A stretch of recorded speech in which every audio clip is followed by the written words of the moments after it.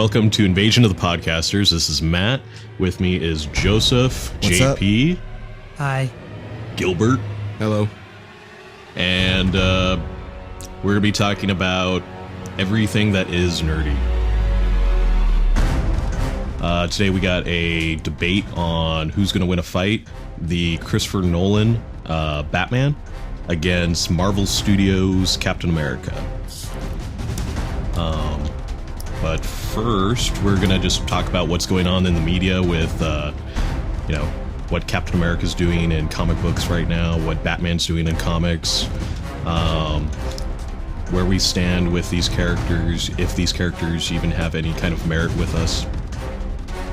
So, let's start off with Gilbert. Hey. Yeah, Batman. The guy's pimp. And right now, since I think it was like November, they started doing the whole entire death of the family like scenario thing where Joker comes back. He's been missing for over a year. And that's in the New 52, yeah, right? This is the New 52, yeah. So basically it starts off with Joker, this new character named Dollmaker, I believe his name was. Dollmaker, yeah. It was Dollmaker. He gets into the Joker's cell after like Batman just barely puts him in there after an hour. Right.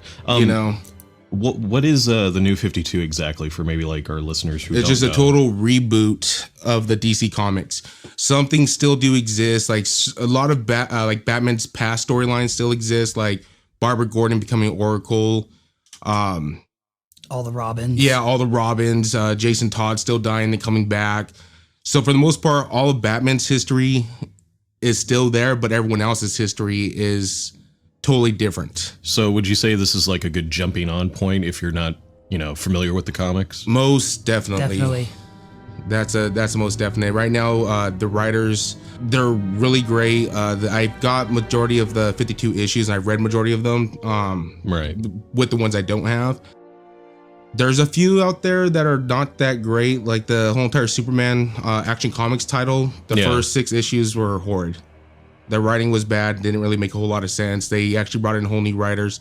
JP looks like he has something to say about that. I think you're gonna hurt a lot of people. Well, no, DC's feelings, man. I had the opposite. I didn't like I like the Action Comic revamp. I didn't care for the Superman. Oh no, I'm sorry. Yeah, you're right. It's a Superman. Okay, Action Superman. Comic was actually Okay, really okay, good. okay. That's Yeah, what I because thought, that's when he was with the overalls and the that's when he first started off. In the it was a Superman white one. shirt and Action Comics is really good. Action Comics, that's where he's like still kind of like in Smallville and He's just actually getting to Metropolis. Yeah, just getting to Metropolis. Okay. He's extremely weak. He doesn't work for the Daily Planet yet. What I love about it is that he doesn't really fly yet. No. He's just leaping tall buildings. That's all he's doing, getting around in super speed. Right. Bullets won't kill him, but he still feels those for the most part. I mean, a speeding train knocked him out. Lex Luthor decided just to throw a train at him. Yeah, that was pretty So cool. you would say he's not more powerful than the locomotive at this point? At this point, no. In the Action Comics, no. Later in the Action Comics, he eventually gets a suit through Brainiac. Yep. Brainiac comes back. I'm not too big of a Superman fan, so I'm gonna let that go with JP if he wants to explain more what's going on in Superman. Well, I didn't read that much into the Action Comics yet. I just went up to the suit. You got the suit from Brainiac, and then I kind of fell off reading those for a while. Yeah, because as right now, the New 52s, my favorite ones, I'm gonna have to say Suicide Squad. All the Batman series are pretty good, except for Batman and Robin's all right. I'm a huge Batman fan. Right. And Batman and Robin it's decent, but Damian Wayne kind of gets on my nerves. Now, I did read a little bit of that Suicide Squad, with King Shark and Deadshot. Yes. Yeah, that was awesome. It's so to explain the Suicide Squad, it's a team of villains that are basically contracted by the government. Amanda Waller, yeah. Yeah, and it's like kind of like they go on suicide missions, essentially. Yeah, basically, she has them by the short hairs. She puts a microscopic bomb in the back of their heads. Right. And tell them that, hey, we'll reduce your sentence if you do these missions for us and survive. Right. And then we'll let you free, but they have so many missions to actually do. Say if someone wanted to get into, maybe the Batman universe or the DC universe, but say they didn't want to essentially collect all the comics, what would be a good way for them to get into it? It would have to be just the straight Batman series, Batman self-titled ones. Now, is that the one that started in the 90s? Batman self-titled ones. No, that one started. The animated series. Oh, like the actual cartoons? Yeah, because I'm saying like if they don't want to read the comics at Oh first. yeah, the Oh, animated wow. series. Yes, most definitely. It pretty much gives you a great starting off point when it comes to the heroes, the villains. Animated series is probably the best way to go. Yeah. Yeah, it's what 5 seasons long, 6 seasons long, I believe it was. And I think animated series only had about 4 seasons, and then there's the Adventures of Batman and Robin. they coincide. They coincide with each other.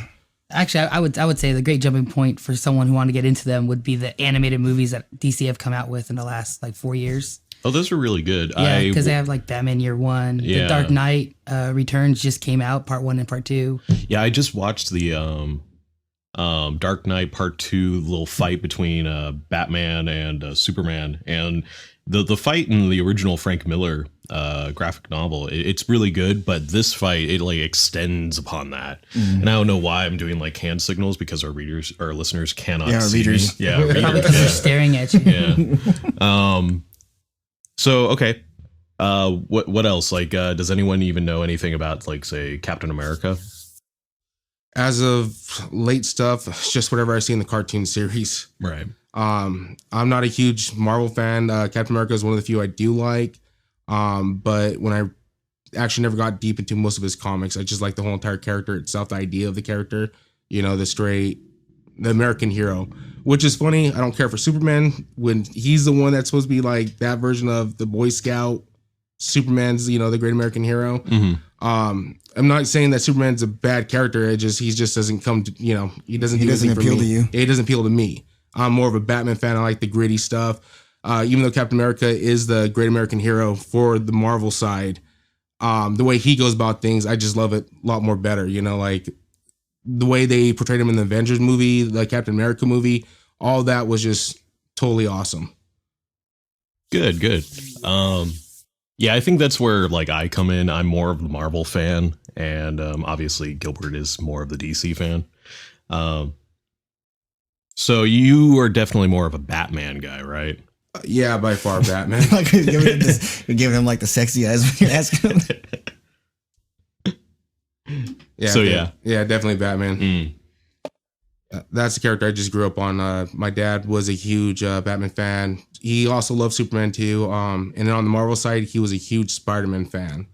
And I really couldn't get into much in Spider-Man. I like the old comics. I don't know, after the cartoons, and they threw out that what was that? The future Spider-Man one, or not the one where he's in a different universe, something like that, or a different planet. You're talking about Spider-Man 2099. Is that what that is? It's Spider-Man in the future. Spider-Man in the future. Yeah, and it's I actually I just remember Punisher for the most part, but beyond that, I can remember. yeah, it's the 2099 series those back are in the 90s. extremely old. Yeah. Yeah, extremely old and extremely 90s. Yeah. Yeah. What else is going on in Like I said, right now it's just the big crossover with the Joker is the major thing that's going on in the DC universe. Joker's back. He's causing a lot of havoc. The title's called Death of a Family, kind of like the whole entire Death in the Family when they killed Jason Todd. Mhm. He's basically recommitting old crimes he used to do, and Batman's trying to figure out, why he's doing it. He finally figures out what's kind of going on. Basically, what the Joker is doing is leading him, like, how do you say it?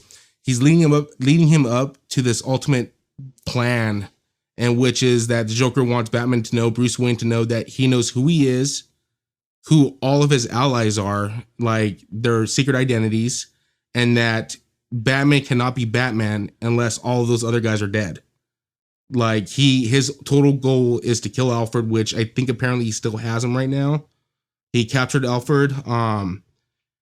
He's going back to kill Barbara. He's trying to kill Jason Todd. He's trying to kill Nightwing, Dick Grayson, Tim Drake. And where it's ending up, and like where it's ending right now that I know of, is that Batman got a dose of the Joker serum. And so now it's left to Damian Wayne to fight his own father to try to stop him from killing everyone, because Joker's trying to get Batman, Bruce Wayne, to kill off all his allies. And so it's, I don't know exactly when it's going to end. I know there's a few more issues that are going to be coming out, but it's a huge crossover between Red Hood and the Outlaws, the Teen Titans, anything that Batman's pretty much intertwined with. Catwoman. Catwoman, Batgirl. Birds of Prey, right? Yeah, Birds of Prey.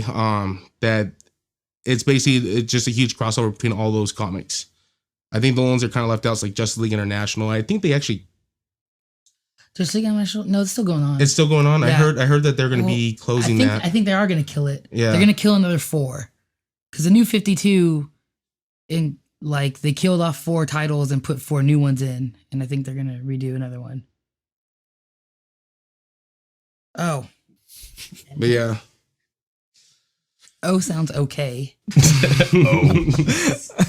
Just this like random good thing we're recording this. Yeah, good thing we're recording it. Yeah. All right. Try to be all sly and, Yeah, but that's basically all that's happening right now in the DC universe for the big major things. When it comes to Marvel, of course, I'm not the guy to come talk to. I don't really know anything about Marvel. That's where I'm gonna leave it off to Matt. And Matt, can you tell us anything major, like any major storylines that are going on in Marvel right now? Well, I'll try to keep it to just like Captain America stuff, because since we're doing our fight, primarily with Batman and Captain America, right now, and the Avengers title, I know they just got done doing the whole AVX, which is Avengers versus X-Men. For anyone who wasn't keeping up with that, storyline, basically the Avengers were fighting the X-Men. I couldn't tell. Yeah. So they were fighting the X-Men because the Phoenix Force was coming back to Earth. Phoenix Force is this alien kind of like entity that usually possesses a powerful psychic. In the past, the Phoenix Force has possessed, someone like Jean Grey. Now, the Phoenix Force has no idea of like what emotions are. So when the Phoenix Force binds with like a mutant or a human, and they have like these emotions, it doesn't know how to handle it. So it goes from like hot and cold. So it goes from like super, super nice to super, super crazy. So it's basically, you've got a powerful alien being that's bipolar. So last time the Phoenix Force was on Earth, it almost destroyed like the planet. And so the Avengers, hear about this. They're like, oh, the Phoenix Force is going to be coming back. We need to stop it. It has potential of destroying the whole planet.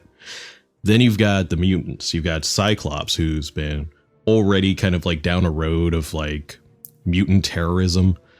And he finds out, and he believes that the Phoenix Force will actually bring like all the mutants back. It'll make it to where they're no longer being like extinct. At this point, doesn't Cyclops basically doing the same thing that Magneto did with the whole entire island for... Yeah, actually, Genosha. I think they're on Genosha, more or less. He has all the mutants on this like one little island, because at this point in time, there's like roughly maybe 200 mutants left on the entire planet. Reason why is because years ago, back in another storyline, it was called House of M. House of M, essentially the Scarlet Witch wished for there to be no more mutants. So hundreds of mutants either just disappeared, lost their abilities, died, and the only ones that were left were just like either just like the random few. I think like Iceman was one of the people that lost his powers for a short time too. So Cyclops ends up, trying to like encourage all the mutants to, stand by him. Because it's more or less like a fight for survival. And so that's where the Avengers and the X-Men come at odds with each other, because the Avengers want to protect the whole planet from, this potential threat. And then the X-Men want to, save their race from, extinction. So it was a really good idea. And the book started off, it could have been really good. I agree with you there, because Yeah. I think I bought the first like 3 or 4 issues. Yeah. And I was actually looking forward to this. And this was a way for me to actually delve into the Marvel universe with high